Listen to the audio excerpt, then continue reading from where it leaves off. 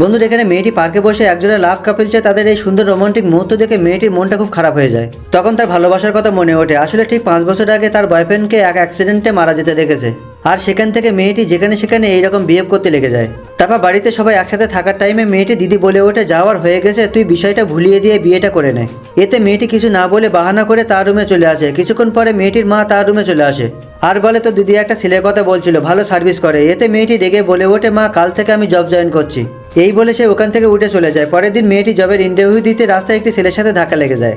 তখন ছেলেটি বলে ওঠে, ম্যাডাম দেখে চলতে পারো না। মেয়েটি তাকে দেখে তো সে কান্নায় ভেঙে পড়ে। এতে ছেলেটি ভয়তে ছুটে ওখান থেকে পালিয়ে যায়। পরের দিন মেয়েটি তার দিদির সাথে রাস্তা দিয়ে আসার পথে সেই ছেলেটিকে দেখে সে ছুটে পালিয়ে যায়। তার দিদিও দেখে চমকে সে চলে যেতে লাগে।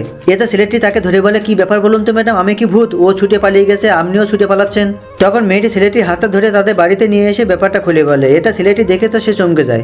এরই মধ্যে মেয়েটির মা এসে বলে, একমাত্র তুমি পারো আমার মেয়ের জীবনে খুশিটা ফিরিয়ে দিতে। এতে ছেলেটি একটু চিন্তা ভাবনা করে সে রাজি হয়ে যায়। তারপর দুজনের এমন দুর্ঘটনা নিয়ে তাদের নতুন করে জীবনটা শুরু করতে হয়।